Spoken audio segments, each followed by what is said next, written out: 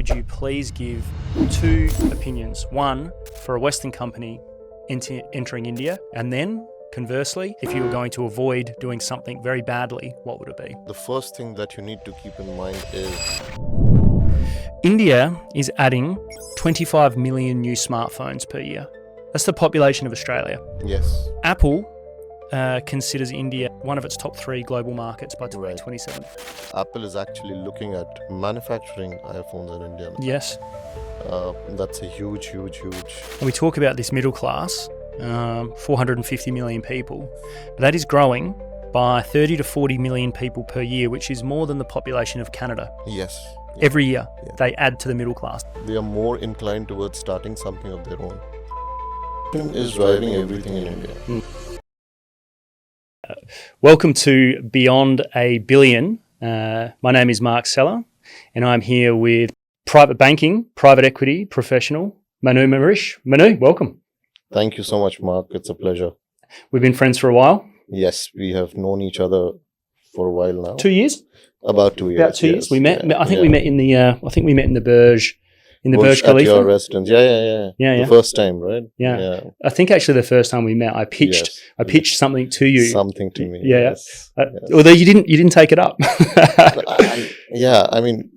See, it's like every opportunity may not be something that you would be expert in Mm-hmm.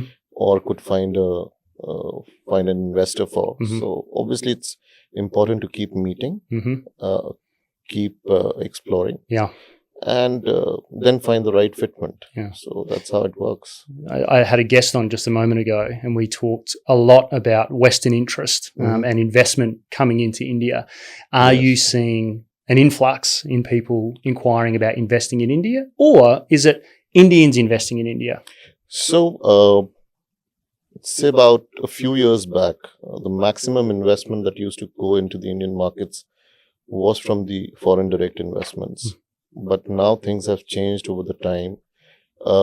India is seeing a massive shift in terms of wealth creation. Mm. And now you would be surprised that the maximum investment comes from domestic direct investors. Right. So yes, there is a massive shift, but having said that, India is a market today which cannot be ignored, right? So it's becoming one of the most lucrative markets to invest in globally, and obviously we come across a lot of non-Indian investors who are exploring possibilities of entering the Indian markets. Mhm. So yes, I mean, the world is seeing that India is a growing economy, doing pretty well. In the last 10 years, we have seen some substantial growth in terms of infrastructure and, the complete push on local production made in India. Yeah. That is working in our favor. So Yeah. yes, there's a lot of interest coming in. And do you think that wealth creation is coming through that middle class growing and through the infrastructure requirements? So your property prices are going up, labour costs are probably going up a little bit because wages are going up. You've got a lot of Western companies entering India and using the massive labour force for their back office. Do you think that's what's driving that wealth creation? So I think consumption is driving everything in India, right? We are 1.7 billion people globally. So statistically, every 7th person on this earth is an Indian, right? So that's a huge population. And what has happened is that, and we have a very young workforce in India. So there is a huge population of about 400, 500 million people who fall in the bracket of maybe starting from $500 a month to about $2,500, $3,000 a month, kind of a salary bracket or income bracket. Now, these are the people who are like from your maybe your drivers to your office help to the mid-management workforce in call centers, in banks. They are driving consumption because they are making this money, and they are mostly the young, workforce that we have. And they are consuming services, whether it is food, whether it is I would say digital services. So the consumption is going up. Now, when the consumption goes up, automatically what happens is that there is wealth creation. So there is exchange of money, and money is flowing freely in the economy, and that is definitely creating a lot of impact. Plus, the government is pushing, making business easier. So there are a lot of young entrepreneurs that we have. Earlier in India, it used to be very simple. You finish your studies and you move to the Western world, right? Work with the Apples and the Microsofts of the world. But now there is a massive shift in the in this thing, and basically young people, they are more inclined towards starting something of their own. Yeah, and so that shift is happening. I guess that shift is happening. It's already in motion, and it's becoming stronger by the day, I would say. So that's very important for any economy to grow, right? And we are at a threshold where there is a lot of development happening from the government side in terms of infrastructure. If you go to India, if you visit India, I mean, we because we are India based, we invest in India.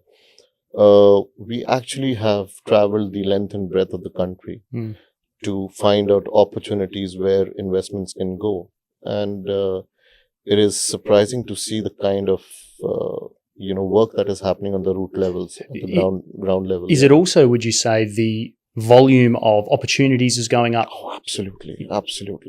See, when you have a young population, when you have a population which is early 20s to mid 40s, that's a prime population, right? That's a prime age for anyone to make money, work.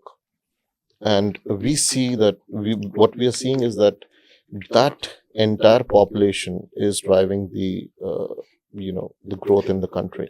And as just an observation, as an Australian person who does business in India, I find Indians to be so ambitious that the young people of India seem to have such this drive and ambition to work hard, to, people even within our team come up to me with ideas about businesses, about products that we could do. And I just find that there's so much enthusiasm in India at the moment within that young group of people.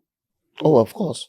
See, how do I explain this? Now, for example, most of us have seen a lot of family members who have traveled out, who worked in other parts of the world. They had to do that because then there were very limited opportunities in India, right?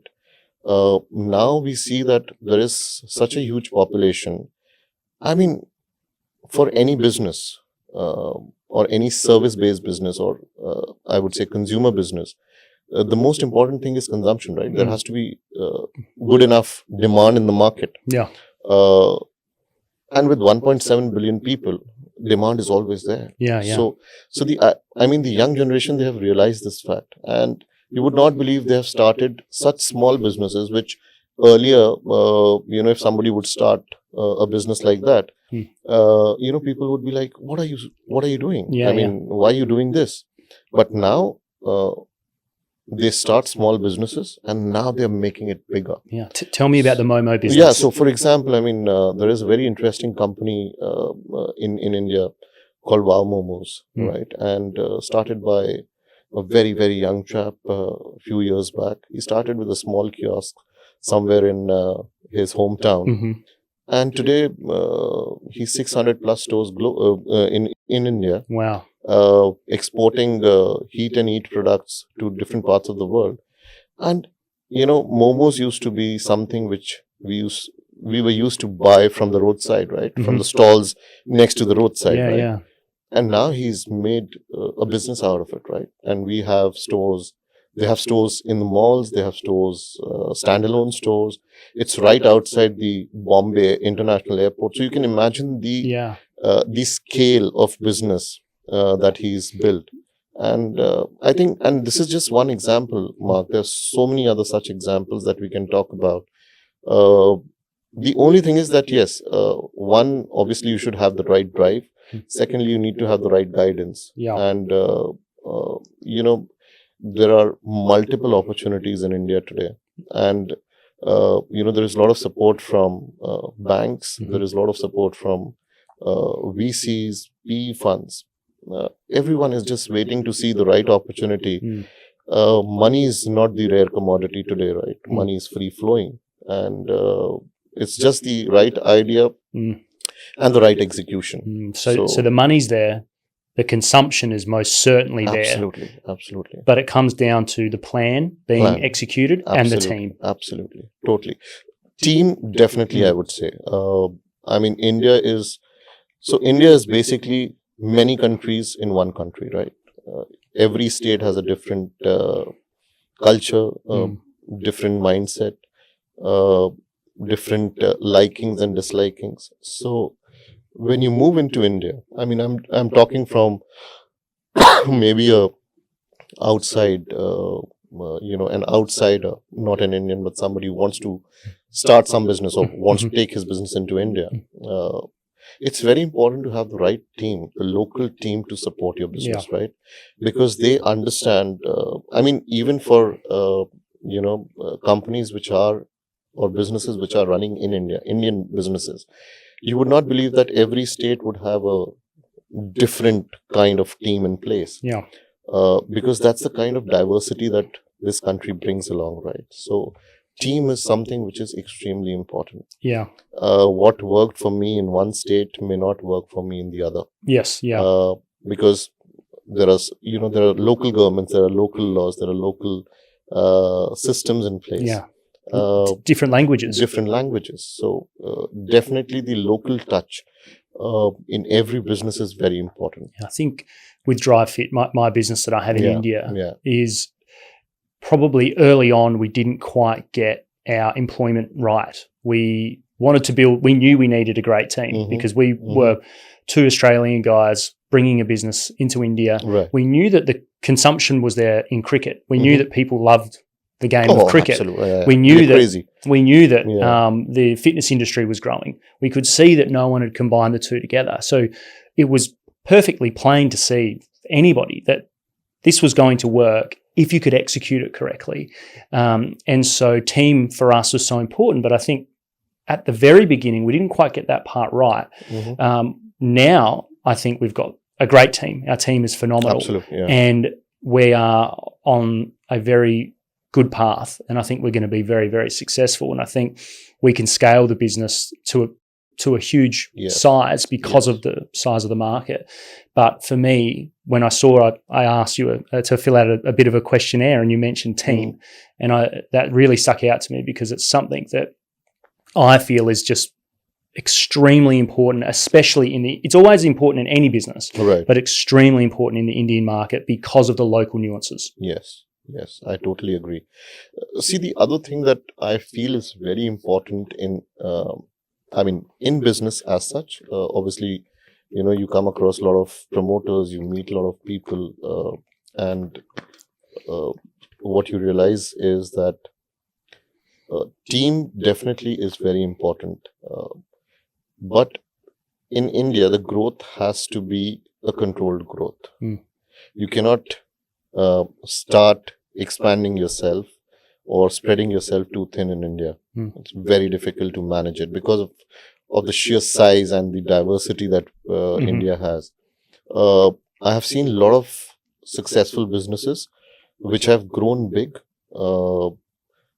and they followed a very simple strategy that cover up one region at a time, right? So if I belong to a particular city or a particular state, I rather first spread my wings there, get noticed in that region, and then try to find the right team in another region, move to that region. So that really works well for businesses which want to scale up.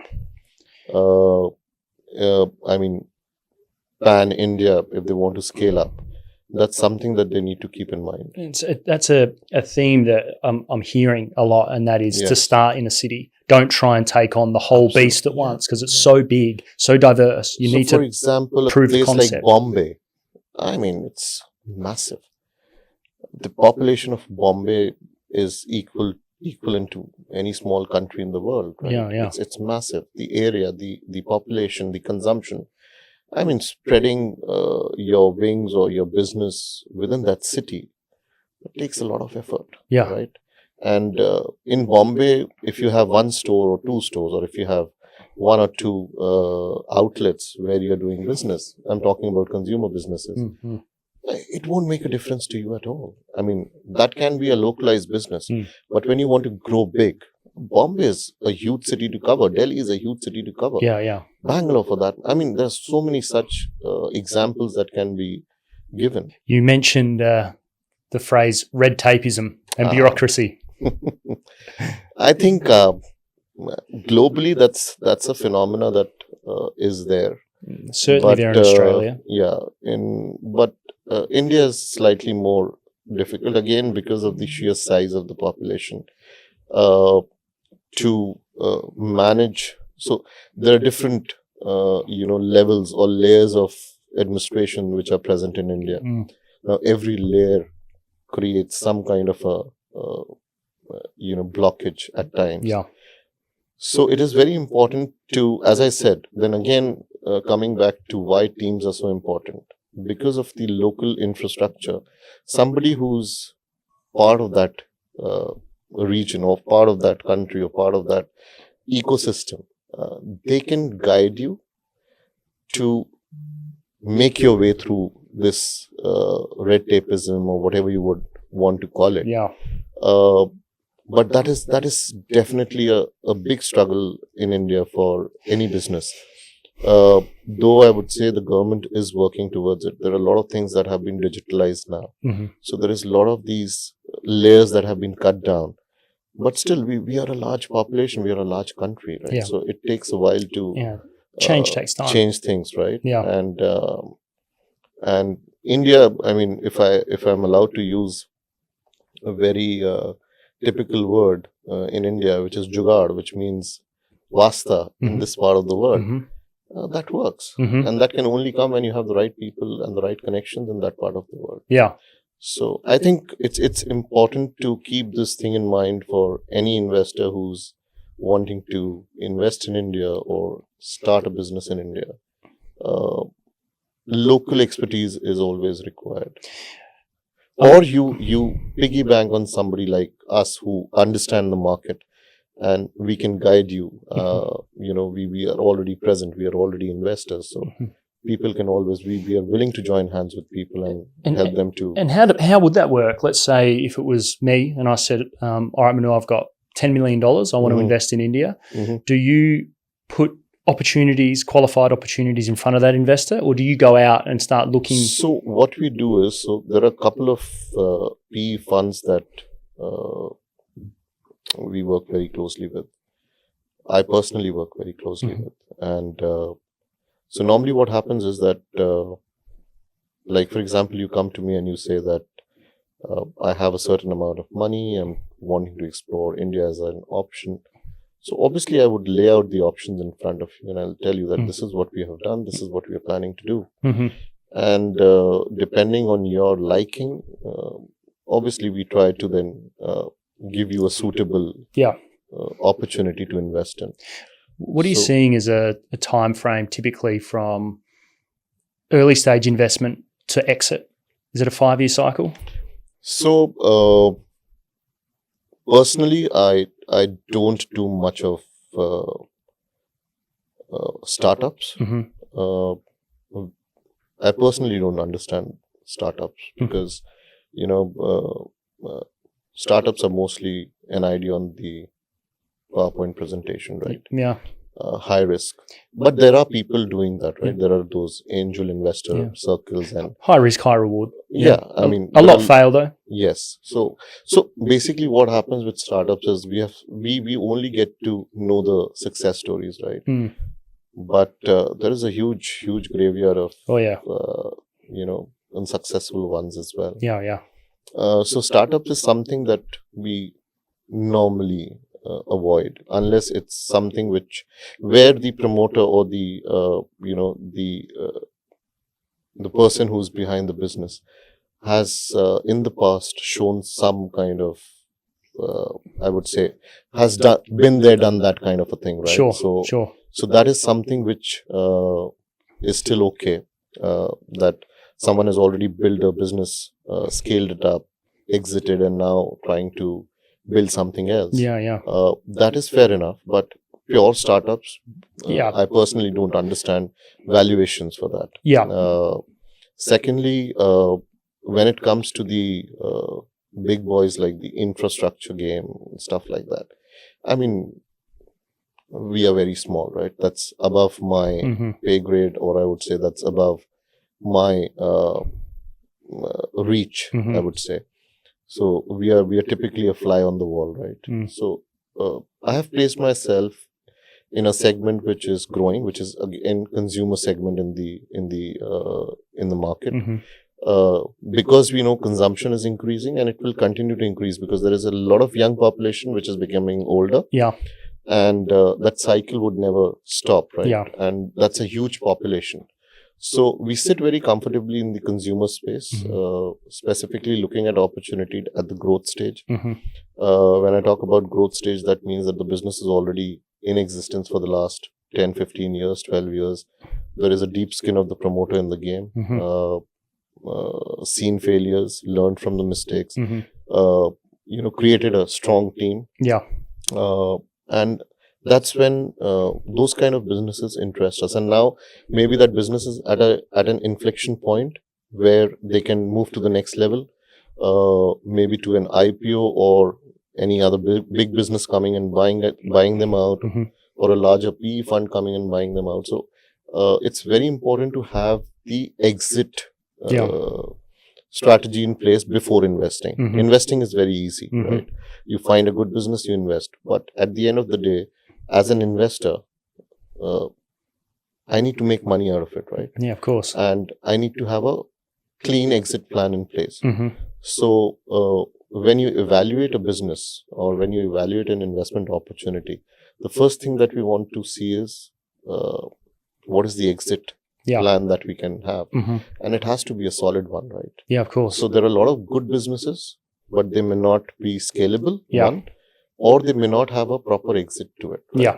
Valuation can be a very difficult thing to do. So yes, so that's the space that we work in.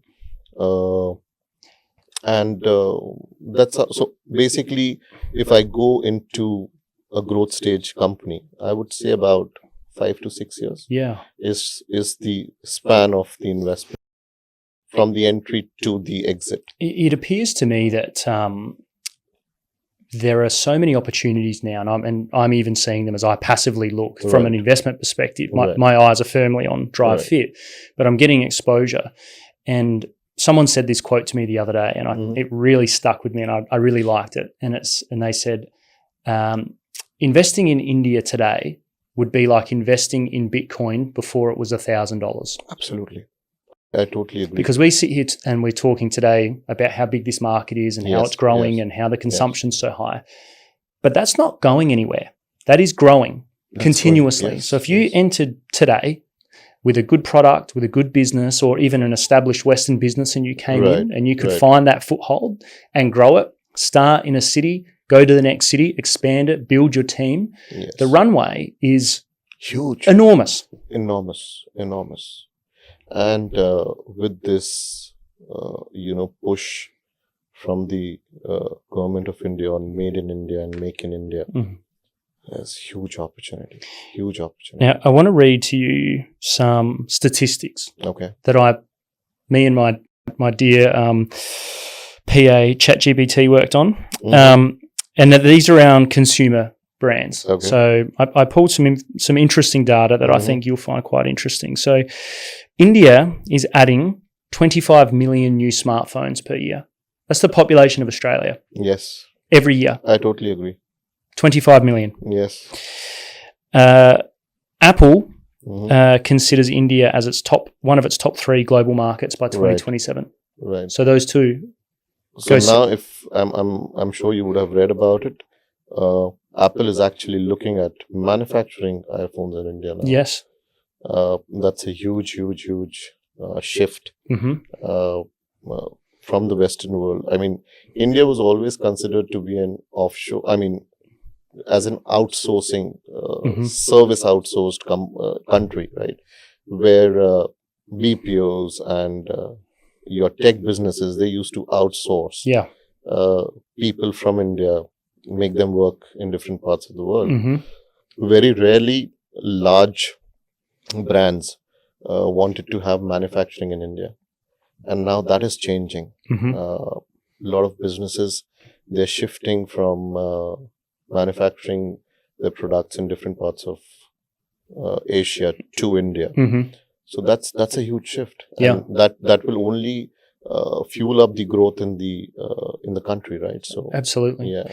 And we talk about this middle class, 450 million people. Yes. That is growing by 30 to 40 million people per year, which is more than the population of Canada. Yes. Every year they add to the middle class. So I'll tell you the reason for that. Now, if, for example, my driver or my office help, right, he wouldn't want his son to do the same thing. So he's working hard, he's earning the money, and he is educating the kids, right? Now the son or the daughter who's done her graduation or his graduation or post-graduation, they definitely want to work at a better level, in a better position, having a better income, right?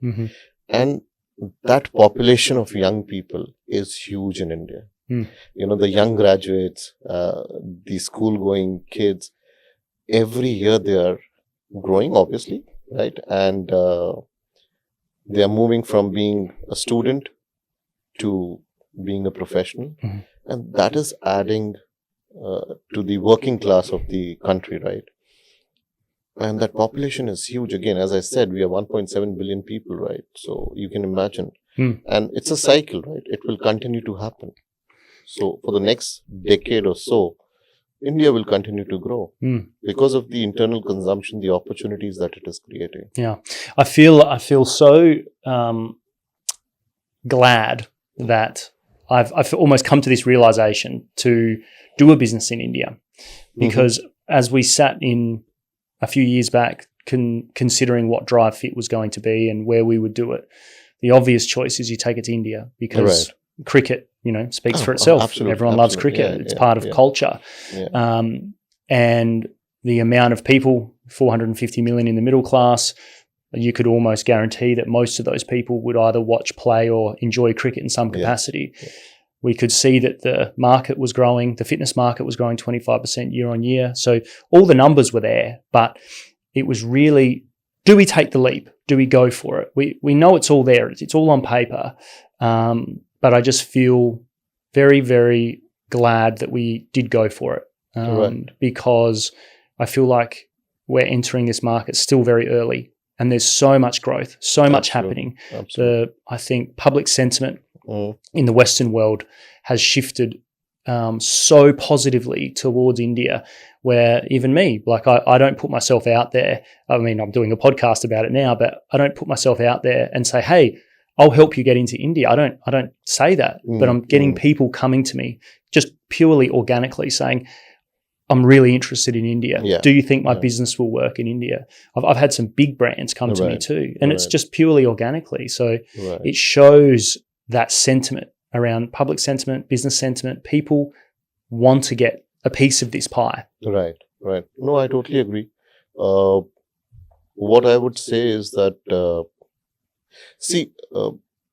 every country goes through this growth phase, right? If it's doing well, and there is a stage where there is everything disrupts, right? And you start onto that growth phase. India is on that phase right now. I think anything and everything that you can do in India, if done properly, will definitely run well. Right? As I said, there are few things that you have to keep in mind when you go to India or you invest in India. But I think, now even people who, like I would say, we have a lot of investors from the other parts of the world. They're not Indians, right? Mm-hmm. But they have understood what India is and what growth opportunities it is, it's providing. Now, I would say, in India, normally a 20-25% kind of returns year on year is very normal in investments. Yeah, because the markets are growing at that pace, Yeah, wow. right? Yeah. But again, as I said, when you piggy bank somebody, like for example, a PE fund or a VC fund to invest in India, you also need to understand that how well their strategy is working in that part of the world. Yeah. Whether it's kind of a spray and pray model, Mm-hmm. or it's an aim and shoot model. What is the vintage of the team that is running that PE fund? What kind of businesses they are looking into? Mm-hmm. And what kind of controls they have in terms of maybe having a board seat on the business that they have invested in. Yeah. Plus, obviously, the local expertise that they have, right, in terms of understanding the industry that they're investing in, right? Yeah. Now, for example, I'm a non-techie, Mm-hmm. and if I invest in a tech company, half of the time I wouldn't understand what they're doing. Yeah. Right? Yeah. So if I run a fund or if I run a VC fund which is investing into tech startups, I have no understanding Yeah. of it. Right? Yeah. Not your space. So I can do two things. Either I get a team which understands that Mm-hmm. and I take their help, or at some point in time, my investments will go wrong. Mm-hmm.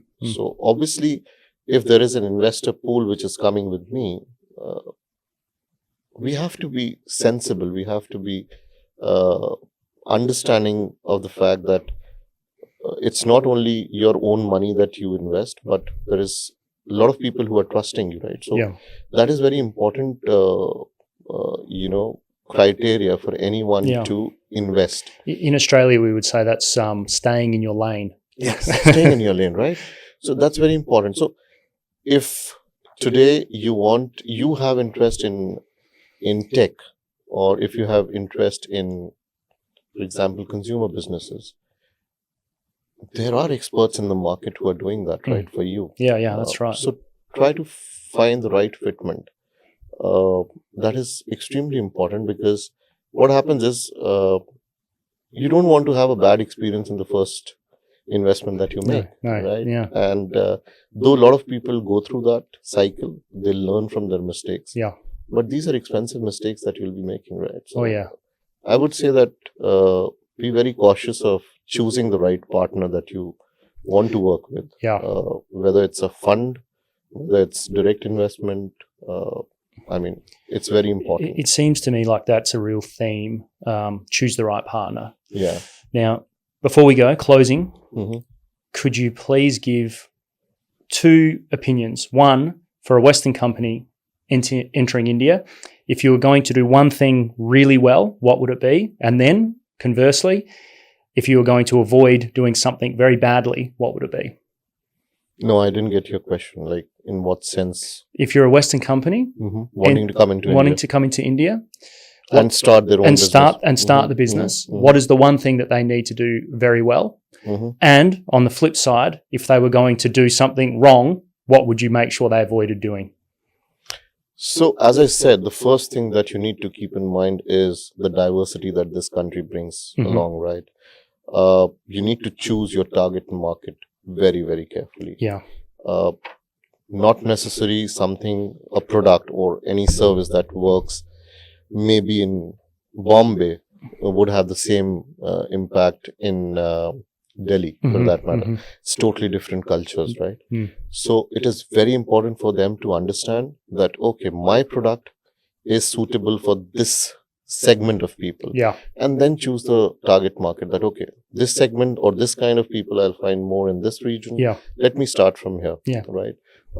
Second, as I said, team. Mm-hmm. You need to have a local team. You need to have people who are on the ground, work there. You can't have a CEO coming from Australia or from UK trying to set up things in India. Yeah. It wouldn't work. It wouldn't work. And we tried this. We tried exactly this. And exactly. We became very aware very quickly. It's very overwhelming. This country, the size of it, the diversity, the background, different backgrounds. Yeah. I mean, you will find people from every background working for you, right?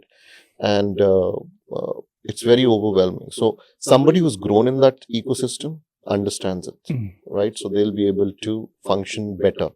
So I think these two things are very important. Third, obviously, you need to be very sure of what kind of investment size you're looking at.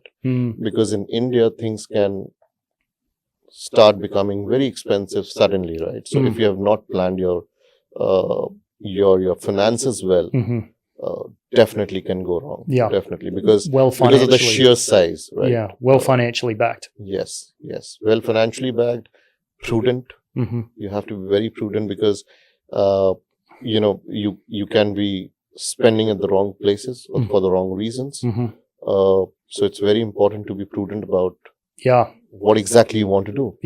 And how much money you are willing to put into it, right? Yeah, I think that prudent comment's great. Yes. Prevent leakage, because there would be. Absolutely. There's huge leakage. It will happen because, I'm again referring back to the very simple reason for most of the troubles or problems that a business would face is obviously the size of the country itself, the population.